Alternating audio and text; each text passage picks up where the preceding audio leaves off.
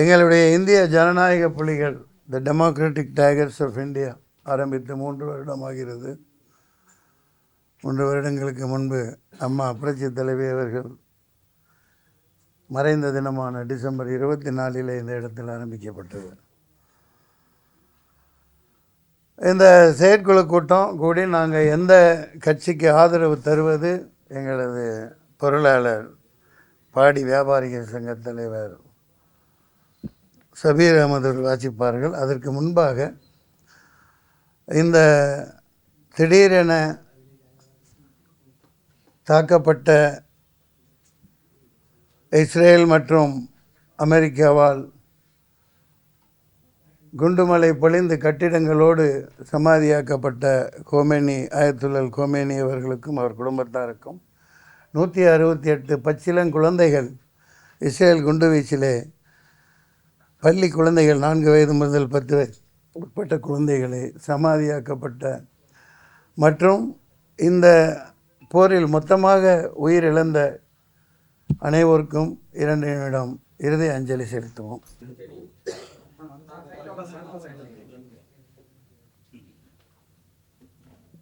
Democratic Tigers of India எங்களுடைய தீர்மானத்தை சபீர் அகமது பொருளாளர் இப்போது வாசிப்பார். இன்று நடைபெற்ற செயற்குழு கூட்டம், இந்திய ஜனநாயக புலிகள் கட்சியினுடைய செயற்குழு கூட்டம் இன்று காலை நடைபெற்றது. அதனுடைய தீர்மானங்கள் தலைவரின் ஒப்புதலோடு தீர்மானங்கள் இப்பொழுது வாசிக்கப்படுகிறது. தீர்மானம் நம்பர் 1, மதுக்கடைகள் அனைத்தும் இழுத்து மூடப்பட வேண்டும். சத்தமா. சாராய ஆலைகள் ஒழிக்கப்பட்டு உணவாக உழைக்கும் மக்களுக்கு கள்ளுக்கடைகள் தரமாக விற்பனை செயல்பட வேண்டும். இஸ்லாத்திற்கு எதிரானது என்றாலும் தமிழ்நாடு முழுக்க கோடிக்கணக்கில் அரசு இடம், தனியார் பொது இடங்கள், சாலை இருபுறமும் தென்னை பனை மரங்கள் நட்டு பராமரிக்க வேண்டும். இதன் மூலம் 10 லட்சம் பேருக்கு மேல் விவசாய தொழில் கிடைக்கும். 2வது தீர்மானம், நீட் எக்ஸாம், நீட் முறையை ரத்து செய்ய வேண்டும். No compromise. 3வது, தமிழ்நாட்டு மீனவர்களை எந்த காரணத்தை கொண்டும் சிங்கள அரசு பிடிக்கவோ கைது செய்யவோ கூடாது. 4வது தீவு, கச்சத்தீவை மீண்டும் திரும்ப பெற வேண்டும், திரும்ப பெற்றே ஆக வேண்டும். 5வது தீர்மானம், இருமொழி கொள்கை அடிப்படையில் தமிழ்நாட்டு பாடநூல் முறையிலே தமிழ்நாடு அரசு கல்விக் கொள்கையை அமைத்திட வேண்டும். 6வது, கனிம கொள்ளையை அனுமதிக்கவே மாட்டோம். 7வது தீர்மானம், கேஸ்ட் சாதிவாரி கணக்கெடுப்பு நடத்தப்பட்டு தமிழ்நாட்டில் அவரவர் விதார்த்தப்படியும் தமிழர்களுக்கு அனைத்து துறையிலும் தனியார் உட்பட அனைத்திலும் முன்னுரிமை வழங்கப்பட வேண்டும். 8வது, டோல்கேட் வரியே டோல்கேட்டே இருக்கக்கூடாது. டோல்கேட் வரி வசித்தல் கூடாது. பஞ்சாப்ல தூக்கிட்டாங்க இப்போ அது தலைவருடைய பேசுற சொல்லுவார். 9, எங்கள் கொள்கையில் ஒத்து போகிற கட்சிகளுடன் நாங்கள் கூட்டணி வைத்து போட்டியிடுவோம். இந்த தேர்தலை சந்தித்தே ஆவோம். எங்களுடைய ஆதரவு கோடை மலை போன்று நாட்டை குளிர்வித்து ஆதரவு தருகின்ற கட்சியை ஆட்சி கட்டில் அமர வைப்போம். 11வது, தமிழர் நலனுக்கு புறம்பான கட்சிகளை எதிர்த்து எங்களது தாக்குதல்கள் வெகு தூரம் சென்று இலக்குகளை அழிக்கிற ஏவுகணைகள் போன்று இருக்கும். நல்லாட்சி அமைய பாடுபடுவோம். தலைவர் நன்றி. மன்சூர் அலிகான் அவர்கள் கொடுப்போம். எல்லாருக்கும் நன்றி ஐயா. நான் 10-12 வருடங்களுக்கு முன்பு பூதாளம்னு ஒரு ஷார்ட் ஃபில்ம் எடுத்திருந்தேன். அதில் இந்த கனிம வளங்களால் கொள்ளையடிக்கப்பட்டு பூமியை பிளந்து அணுகுண்டு, வெடிகுண்டு, ஹைட்ரஜன், நைட்ரஜன் அவங்களால் பிளவுபடுறதுனால புவியீர்ப்பு விசை கெட்டு உதிர்ந்துடும், நாசமாக போயிடும்னு அதிலே சொல்லியிருப்பேன். இப்போ இவர்கள் இந்த ஏகாதிபத்திய அரசுகள் அமெரிக்கா மற்றும் இவங்க தான் அந்த ஃபில்த்தி கிரிமினல்ஸாக இருக்காங்க, ஒயிட் காலர் கிரிமினல்ஸாக இருக்காங்க. ஒவ்வொரு நாட்டையும் பிடிச்சாங்க, வியட்நாம் பண்ணாங்க, இப்போ வெனிசுலா பிரதமரை பிடிச்சாங்க, ஈராக்கை திருத்தி கட்டினார். இந்த இரண்டும் ஒழிக்கப்பட வேண்டும். இந்த பூமி பந்தத்தை நாசமாக்குறாங்க. நாளைக்கு நம்ம உயிரோடு இருப்போமா இல்லையான்னு தெரியாது. நாங்கள் இந்த தேர்தலில் போட்டியிடுவோம், ஆதரவு கொடுப்போம். மற்றும் யார் கூட கூட்டணி வைக்கிறதுங்கிறத இப்போ முடிவு பண்ணுவோம். இது மிகப்பெரிய தேர்தல் திருவிழா. உங்களுக்கு டிக்ளேர் பண்ணுறதுக்காக அழைத்தோம். தாங்களது கேள்விகளை கேட்கலாம்.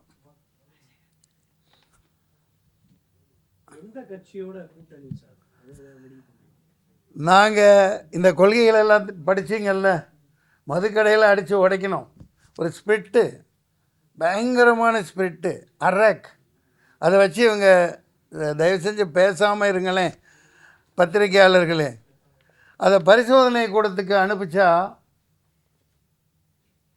அதில் எவ்வளவு விஷம் இருக்குது, இந்த உடல் கூறுகள் எப்படி அழிஞ்சு போகுங்கிறது தெரியும்.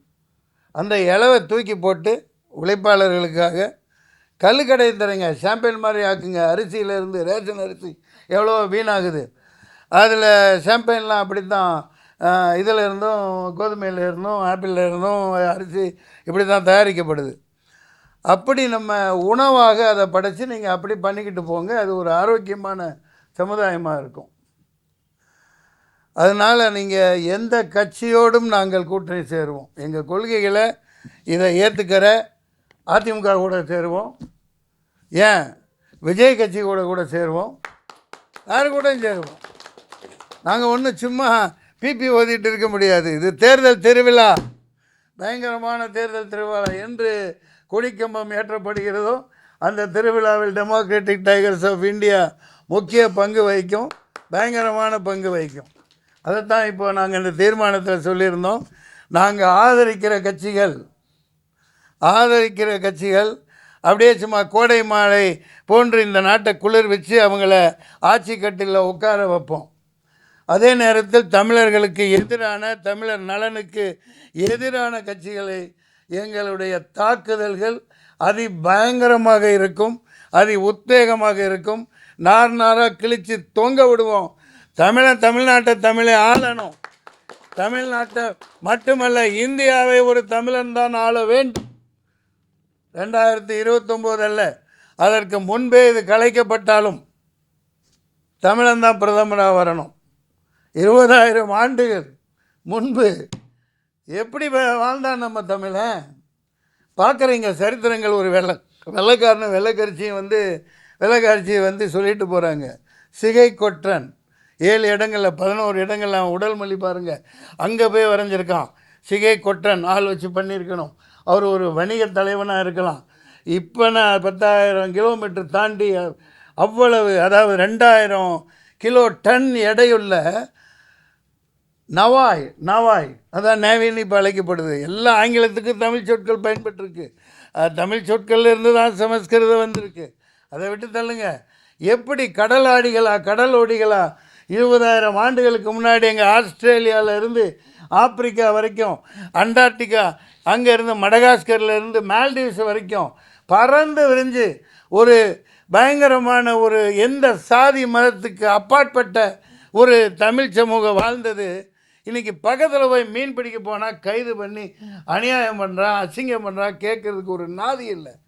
இனிமேல் பொறுத்துக்க முடியாது. தமிழக மீனவர்களை எந்த நாதாரியும் எந்த நாயும் கைது பண்ணக்கூடாது. இது எங்களுடைய திட்டம். இதுக்கு ஒத்துக்கிறவங்க கூட நாங்கள் கூட்டணி வைப்போம், இல்லாட்டி கூட்டணி வச்சு அதுக்கு சம்மதிக்க வைப்போம். இனிமேலும் நாங்கள் தூங்கிக்கிட்டு இருக்க முடியாது. தனித்தையே நாங்கள் போட்டி போடணும். எங்கள்கிட்ட எங்கே காசு இருக்குது? நீ தருவியா? இல்லை மேலே இருந்து ஏதாவது பொட்டி வருமா?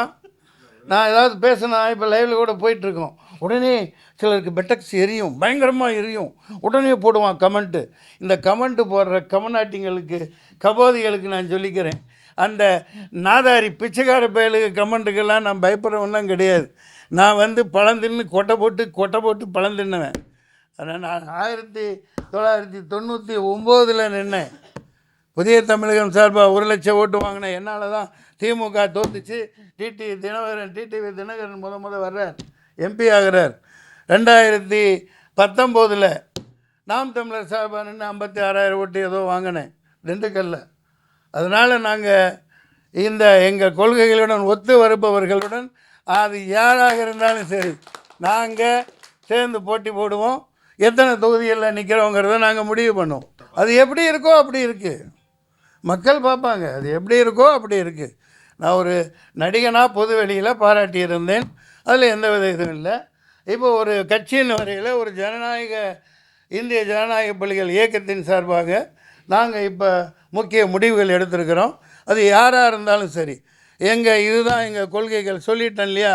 இனிமேலும் நாங்கள் இழிச்ச வேணா தமிழ்நாடு உட்காந்துக்கிட்டு இருக்காது. எங்கள் பூம்புகார் இடத்துல இன்னும் தோண்டப்படலை, ஆய்வறிக்கை செய்யப்படலை. இன்னும் கீழடி அறிக்கையை கேட்டு வாங்க கொடுக்க துப்பு இல்லாத ஒரு அரசாங்கமாக இருக்குது.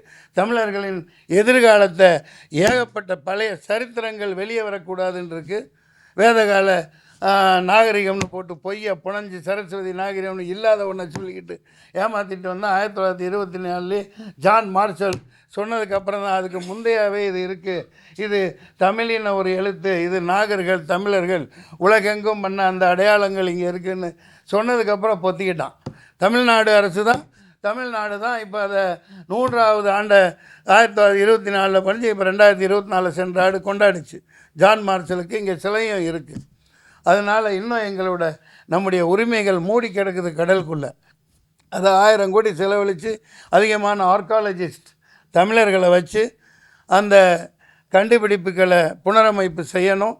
தமிழனின் தொன்மையை நிலைநாட்டணும். முதல்ல இந்த கீழடி ஆய்வறிக்கையை உடனடியாக இந்த ஒன்றிய அரசு உடனடியாக டிக்ளேர் பண்ணணும். அனுமதி தராட்டி அந்த மத்திய அரசு தேவையில்லை. எங்களுக்கு அனுமதி தெரியல, நீ போய் அங்கே போய் கட்டி பிடிச்சிக்கிறீங்களே, எந்த விதத்தில் நியாயம்? ஏயா, இஸ்ரேல் எவன் நாடு? அரேபியர்கள்ட்ட ஆட்டையை போட்ட நாடு.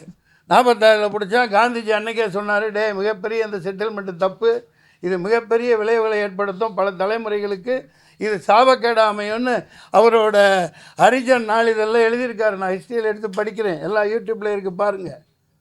இஸ்ரேலுங்கிறது ஒரு களவாணித்தனமான மொல்லமாரித்தனமான இலுமினாட்டிகள் அரேபியர்கள் நிலத்தில் போய் அந்த வீடியோவில் இன்னும் இருக்குது. கீழே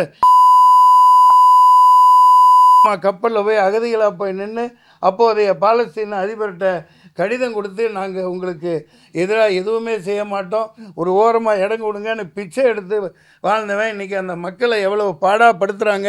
நீங்கள் நான் மன்சூர் அலிகான் இல்லை, பொதுவாகவே பாருங்கள். யாசர் அராஃபத் போராடி செத்து போயிட்டார். இந்த நிமிஷம் வரைக்கும் உள்ளே நீங்கள் கேமரா எடுத்துகிட்டு அங்கே போக முடியுமா? பாலஸ்தீனத்துக்குள்ளே போகவே முடியாது, வியாபாரம் பண்ண முடியாது. கன் பாயிண்டில் அப்படியே அதுதான் அவன் காஷ்மீரில் கடைப்பிடிக்கிறான். 10 அடிக்கு ஒருக்கா வச்சுக்கிட்டு இருக்கான். சுதந்திரமாக நடமாட முடியல, சோறு சாப்பிட முடியல, உணவு அவ்வளோ 80,000 1,00,000 குழந்தைகளையும் பெண்களையும் வயதுகளையும் அந்த இஸ்ரேல் பொசுக்கணும். அதுக்கு இரங்கல் கூட்டம் போடாத நம்ம பிரதம மந்திரி அவரை கட்டி பிடிச்சிக்கிட்டு ஃபாதர்லேண்ட் அப்படிங்கிறார். ஃபாதர்லேண்டுன்னா என்ன அர்த்தம்னு அவருக்கு தெரியல. அரேபியாக்காரன் தான் அவருக்கு அப்பனா. களவாணித்தனம் பண்ணிட்டு நாட்டை பிடிச்சிட்ருக்கா இஸ்ரேல். இந்த 2 நாடுனால இன்றைக்கி நாடு சமூக நாசமாயிட்ருக்கு. ஒரு எப்ஸ்டீன் ஃபைலில் மாட்டிக்கிட்ட ஒரு குற்றவாளி சின்ன குழந்தைகளை அவர் சின்ன வயசில் ட்ரம்ப் போட்டால் வருது, யூடியூப்பில் தான் பார்க்குறேன், கை நீட்டுறாரு. பல குழந்தைகள் நிற்க விட்டுருக்கப்பட்டிருக்காங்க. அங்கே உட்காந்துக்கிட்டு ட்ரம்ப்புங்கிற ஒரு ஆள் அதிபதியை அமெரிக்காவுக்கு இருந்துகிட்ருக்கான். அதை மூடி மறைச்சி இப்போ இந்த 4 நாளில் பல ரகசிய டீலிங்கள் போயிட்டே இருக்குது. திசை திருப்பி விட்டுட்டான் ஒரு பக்கம். அப்படி ஒரு குற்றவாளி இந்த மாதிரி ஒரு போரை திணிச்சு மக்களை படுகொலை செய்கிறது எந்த விதத்துக்கு நியாயம்னு தெரியல. அதனால் நீங்கள் கேட்ட கேள்விக்கு அதுதான் பதில். சார், விஜயோட வருகை எப்படி பார்க்குறீங்க? அரசியலோட வருகை, அவர் வந்ததால் ஓட்டு பிரியும் நினைக்கிறீங்க? அவர் வரலாம், யாரும் வரலாம், நாங்களும் வரலாம், விஜய் வரலாம். அதில் கணிக்கிறதுக்கெல்லாம் நான் ஒன்றுமே இல்லை. மக்கள் ஓட்டு போட்டால் ஜெயிப்பார். ஏன் அவர் வரக்கூடாதா? வரட்டும். நான் தான் சொன்னேனே, விஜய் கட்சி கூட நாங்கள் கூட்டணி அமைப்போம். தார்மீக ஆதரவனா இந்த படம் வெளிவராதுக்கு ஆதங்கத்தை சொன்னேன். கமலா தியேட்டரில் முதல்ல அவர் வெளிப்படையாக அவர் இறங்கி இங்கேயே தான் சொன்னேன், காலை காமிச்சிங்க பார், கால் தடம் பதியணும், உழைக்கணும், மக்களோட மக்களாக இருக்கணும்னு சொன்னேன். நான் வந்து ஏதோ ஒன்று நியாயத்தை தான் பேசுகிறேன். இப்போவும் அதான் சொல்கிறேன். இப்போ கஷ்டப்பட்டு உழைக்கிறார், பண்ணுறார், வர்றாங்க, ரசிகர்கள் இருக்காங்க. யூடியூப்லாம் பார்த்தா பயங்கரமாக பேசுகிறாங்க பெண்கள். நாங்கள் ஆதரவு தருவேண்டா. நாங்கள் 1000 அக்காள் இருக்கோம், 1000 தங்கச்சிகள் இருக்கோம். ஏன் பொண்டாட்டியை கூட போவேண்டா. உனக்கு என்னடாங்க, உனக்கு என்ன? அவர் வரட்டும்ப்பா, என்னப்பா உனக்கு ஏதாவது போகுதா? ஆ, அது அவங்க 2 பேருக்குள்ள ஒரு பிரச்சனை, பொண்டாட்டிக்குள்ள பிரச்சனை, வீட்டுக்கு வீடு வாசப்படி. அதை எதுக்கு நீங்கள் தோன்றீங்க? அது வந்து இன்கோர்ட் ப்ரொசீடிங்ஸ், ஒரு வழக்கு போட்டிருக்காங்க. அது கோர்ட்டுக்கு அதை சாத்திக்கிட்டு தான் அதெல்லாம் நடைமுறையில் இருக்கணும். அதுதான் சட்டம் சொல்லுது. இதுவே இந்த அயோக்கியத்தனம் பொது வெளியில் போடுறது பண்ணுறது, அவங்க அடிச்சுக்கிறாங்க, பிடிச்சிக்கிறாங்க, கட்டி பிடிச்சிக்கிறாங்க, இல்லை சித்தியாக வச்சுக்குது. அது என்னப்பா, என்ன சக்காலத்தியா அந்த மாதிரி யாரையும் வச்சுட்டு போகுது. அவரோட இஷ்டம்ப்பா. உனக்கு எதுக்குப்பா? அங்கே ட்ரம்ப்பு பாரு சின்ன சின்ன குழந்தைகளை ரேப் பண்ணிவிட்டு வார் பண்ணிகிட்டு இருக்கான். அவன் மேலேலாம் உனக்கு போகாது கண்ணு. நம்ம ஆள் வர்றான், போராடுறான், வந்துட்டு போட்டுமே. இனிமேல் தான் நடத்தணும் பேச்சுவார்த்தைங்கிறதெல்லாம். அதுக்காகத்தான் கூட்டம் போட்டிருக்கோம். அது நாங்கள் யார்கிட்டையும் போய் தொங்குற எல்லாம் கிடையாது. என்னை பற்றி மக்களுக்கே தெரியும். நம்ம தனிக்காட்டு ராஜா தான், டெமோக்ராட்டிக் டைகர்ஸ் ஆஃப் இந்தியா. அடுத்தவன் கொண்டாட்டி இருக்கு நீ கிளறிட்டு இருக்க. அதில் என்ன உனக்கு குஷி? அது என்ன குஷி? அவனை தோண்டனா 1000 இருக்குது, 10,000 இருக்குது. இந்த பூமி பந்தை ரொம்ப கொடூரப்படுத்துகிறாங்க. உண்மையில் இப்படி நம்மெல்லாம் இப்போ சந்தோஷமாக இருக்கோம். எவ்வளோ பெரிய அணுகுண்டுங்க, வெடிகுண்டுகளுங்க வெடிக்கிறான், கடலுக்குள்ளே புழக்கிறான். இதை வந்து ஒரு டாக்டர் ஒரு உயிரை காப்பாற்ற, ஒரு கண்ணில் சின்ன தூசி விழுந்துட்டு தான் நம்ம என்ன பாடுபடுறோம். ஒரு டாக்டர் ஆப்ரேஷன் பண்ணி உயிரை காப்பாற்றுறதுக்கு 20 மணி நேரம் 28 மணி நேரம்லாம் 10 டாக்டர்கள் சேர்ந்து ஒரு உயிரை காப்பாற்ற போராடுறாங்க, ஆக்சிடெண்ட்டில் தப்பிக்கிறவனை. இந்த மனித பிணங்கள், காட்டு மிராண்டிகள், இந்த நேத்தன்யாகுங்கிற ஒரு சனியை முடித்த நாதாரி ஒரு ப்ரூட்டல் கில்லர், அவனெல்லாம் இந்த நேரம் சாகடிக்கப்பட்டிருக்கணும். நான் வந்து ஒரு கிறிஸ்டியன், முஸ்லீம் என்று இந்த இதுலேயே பேசலை. மனித இனத்திற்கு எதிரான பிணந்தின்னின் நாதாரிகள் இந்த 2 பேரும். வெளிப்படையாக நான் குற்றம் சுமத்துகிறேன். இந்திய அரசு இஸ்ரேல் ஆதரவே கொடுக்கக்கூடாது, பேச்சுக்கே இடமில்லை. அது நம்மளது இந்தியாவின் பாரம்பரியமே இல்லை. ஆதிகாலம் தொட்டு இஸ்ரேல் என்பது எதிரி நாடு, தவறாக உருவாக்கப்பட்ட நாடு. அதை மோடி அவர்கள் போய் பிரதமராக எல்லாமே நாங்கள் உங்கள் பக்கம்னு சொன்னால் அது 1ஆம் நம்பர் அயோக்கியத்தனம். மக்கள் எல்லாருக்கும் தெரியும். சும்மா இன்றைக்கி இதை கொடுத்துட்டு, அனௌன்ஸ்மெண்ட் கொடுத்துட்டு நீங்கள் அதை போராட்டம் பண்ணக்கூடாது. என்னடா நீ வெட்டி குவிப்ப. இவன் பண்ணுறது தீவிரவாதமாக தெரியுது, அவனுங்க பண்ணுறது தீவிரவாதம் இல்லையா? உலகத்தில் எல்லா நாடுகளையும் கபலீகரம் பண்ணிகிட்ருக்கானே கபோதிப்பேன் பண்ணுறானா இல்லையா? பக்கம் நியாயம் இல்லைன்னா சொல்லுங்கள். இப்போ ஹமாஸ் போய் கொல்லலாமா கேட்கலாம் சில நாய்ங்க. ஏண்டா 60-70 வருஷமாக ஆண்டாண்டு காலமாக அவனுங்களை அடக்கி வச்சா அவன் கொஞ்சம் பேர் போராடினான். சரி, அவனுங்களை மட்டும் நீ அட்டாக் பண்ணு, பொதுமக்களை ஏன் பண்ணுற? Did for dot. அதுதான் நண்பர்களே, வருகிற இந்த தேர்தல் திருவிழாவில் டெமோக்ராட்டிக் டைகர்ஸ் ஆஃப் இந்தியா எந்தெந்த இடங்களில் போட்டியிடப் போகிறது, யாருடன் கூட்டணி வைக்கப் போகிறது என்பதை தேர்தல் திருவிழா அறிவிக்கப்படும் போது தெரிய வரும். நீங்கள் இன்னும் கேட்கலாம். அது இன்னும் முடிவு செய்யப்படவில்லை. எந்த தொகுதியில் என்னை விரும்புகிறார்களோ அந்த தொகுதியில் நான் போட்டியிடலாம். எந்த தொகுதியில் எங்கள் கூட்டணி கட்சி இடம் தருகிறதோ நான் 234 எங்கே நான் போட்டியிடுவேன். எனக்கு நான் அந்த பள்ளப்பட்டி தான் வேணும், திண்டுக்கல் தான் வேணும், வேலூர் தான் வேணும், அதெல்லாம் ஒன்றும் கிடையாது. மக்கள் பார்த்துக்குவாங்க. எல்லாம் மேலே இருக்கவன் பார்த்துக்குவான், இங்கே எல்லாம் கீழே இருக்கவன் பார்த்துக்குவாங்க. நீங்கள் எதுவும் தைரியமாக கேட்கலாம். நான்லாம் ஒன்றும் நீங்கள் என்ன வேணாலும் கேவலமாக என்ன கேட்கலாம். ஓபிஎஸ் அவர்கள் திமுக இணைந்திருக்காங்க, அதை எப்படி பார்க்குறீங்க? வாழ்த்துக்கள். பெரியவர் ஓபிஎஸ் ஐயா 3 முறை முதல்வராக இருந்தவர். அவருடைய காலச்சூழல், அவருடைய நேரம், அவர் முடிவெடுக்கிறார் மக்களுக்காக உழைப்பதற்கு. அவர் அதிலே சேர்ந்து வேலை செய்து மந்திரியாகவோ எதாகவோ ஆகுவார். அது அவருடைய அரசியல் முடிவு. தேர்தல் கமிஷன் நியாயமாக இல்லை, எல்லாமே அவர்கள் கையில் இருக்கிறது. அதான் எங்கள் ஸ்டாண்டு இந்த இதுதான். தமிழனாரணும், இதுக்கு உண்டான வசதிகள்லாம் பண்ணணும்.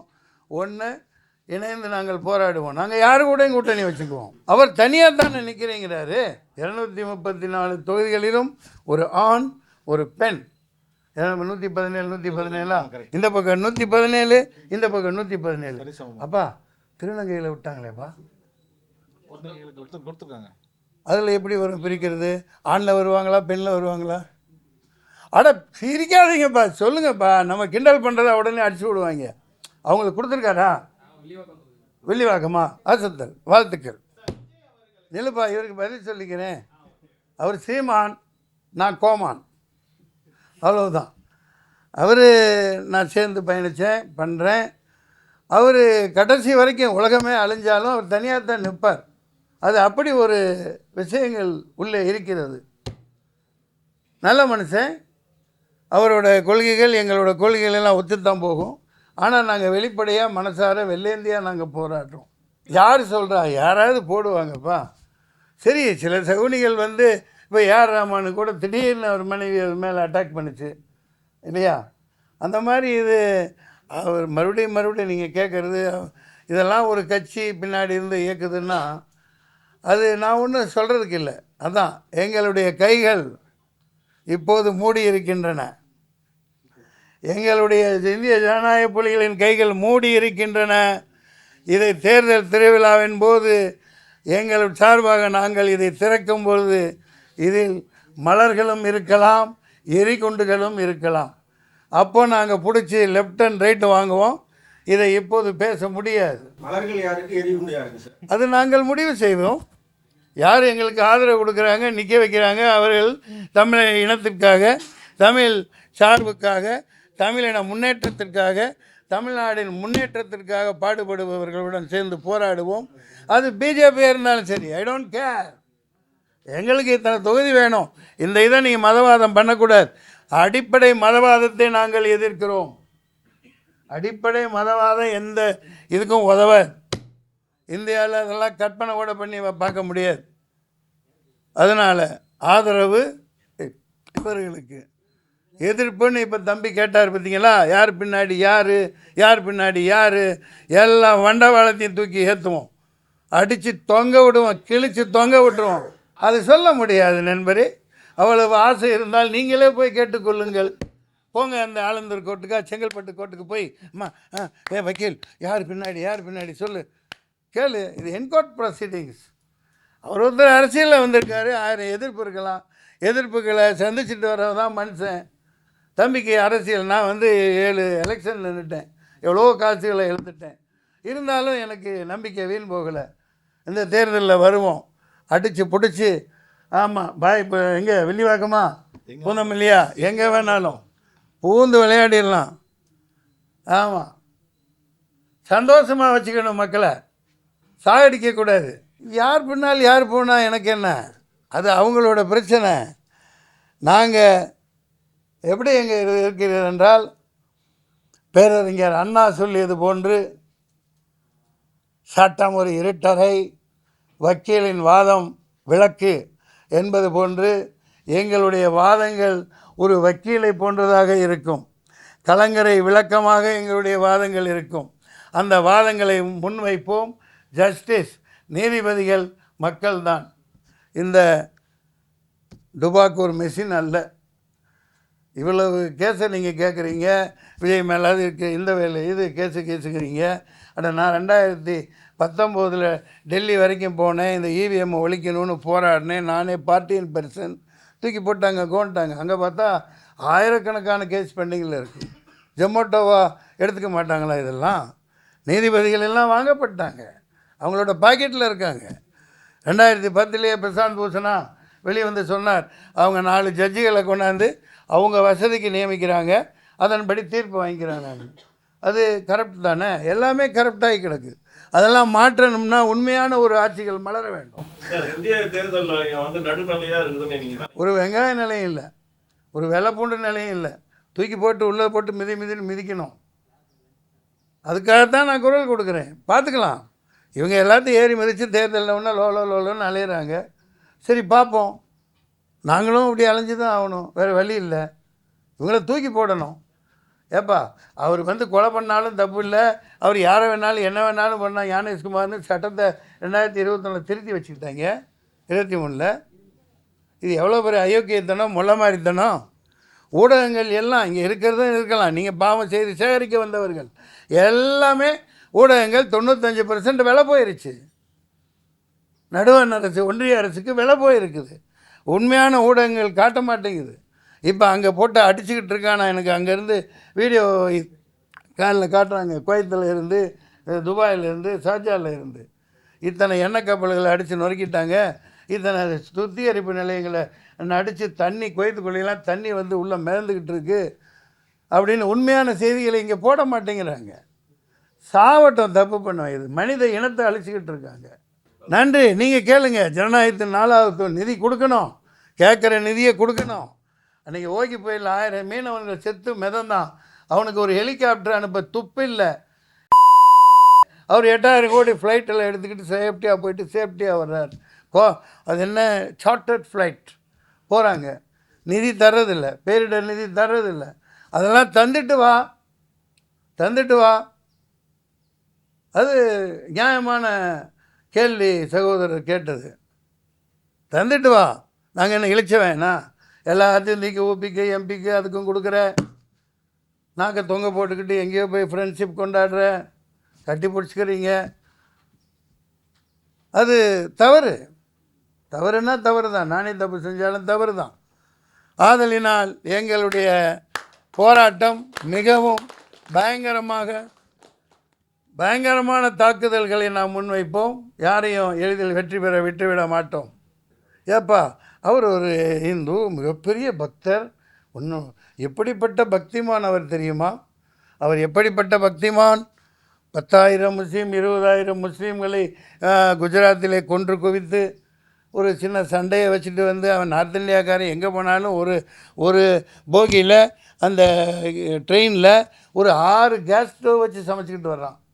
அதில் தீ பிடிச்சதை இசுவாக்கி அவ்வளோ கொலைகளை பண்ணவர், அமித்ஷா கொலைகளை பண்ணவர் இன்னும் உண்டா இல்லையா? அப்படி பண்ணவர் கோயில் கட்டுறார். பாவம் பாரு, இதை இடித்து கட்டினார். ஆமாம், இங்கேயும் போனாலும் தொப்புன்னு விழுந்து கும்பிடுவார். அவர் திருச்செந்தூர் முருகன் மீது அதிக பக்தி உள்ளவர். அதனால் சாஷ்டாங்கமாக விழுந்து கும்பிடுகிறார். ஆனால் அது ஒரு எல்லைக்கல். அது எல்லாம் சொல்லிட்டு வராங்க. உங்கள் ஊடகங்கள் அனைத்துக்கும் தெரியும். அந்த மாதிரி அரசியல் பண்ணுறதுக்கெல்லாம் நாங்கள் விடமாட்டோம். அந்த கட்சியிலேயே நாளைக்கு ஆதரவு கொடுத்தாலும் சரி, அதெல்லாம் வேறு இருக்கப்படும். தமிழர்கள் முட்டாள்கள் அல்ல. ஏப்பா போன வருஷம் அங்கே ஏற்றுனாங்களா? அதுக்கு முன்னாடி வருஷம் ஏற்றுனாங்களா? அங்கே நீதிபதிங்கிற மனுஷனா வேறு எதை திங்கிறான்? சோத்தை தானே திங்கிறான். எல்லாம் இப்படி பண்ணால் என்ன அர்த்தம்? அது மக்களுக்கு தெரியுதில்ல. அதனால் இந்த சீப் பாலிட்டிக்ஸ்லாம் பண்ணிகிட்டு இருக்கக்கூடாது. உன் ஜாமியா நீ கும்பிடு, என் ஜாமியா நான் கும்பிடு, எனக்கு அதில் உடன்பாடு இல்லாட்டி நான் ஒரு மனுஷ வெளிக்கான இருக்கேன். சரி, நான் நோன்பு வச்சுருக்கேன், பாய் நோன்பு, என் தம்பி நோன்பு, அது எனக்கு வயிற்றை குறைக்குது. அது ஒரு நாள் நீங்களும் இருந்து பழகிட்டிங்கன்னா ரொம்ப இம்யூனிட்டி இதெல்லாம் ரொம்ப எனக்கு எப்படி அந்த எனர்ஜி முதல் நாள் கஷ்டமாக இருந்தது. இது என்னோடய நம்பிக்கை. அது சாதுக்கள், உண்மையான ஆன்மீகவாதிகள், சைவர்கள்லாம், சமணர்கள், அந்த காலத்தில் புத்தரெல்லாம் போது என்றைக்கு எப்போ என்ன பொருள் கிடைக்குமோ 80 வயசு வரைக்கும் வாழ்ந்தார் புத்த மகான். சரியா? அந்த மாதிரி அவரவர்களுக்கு அவருடைய பண்பாடு.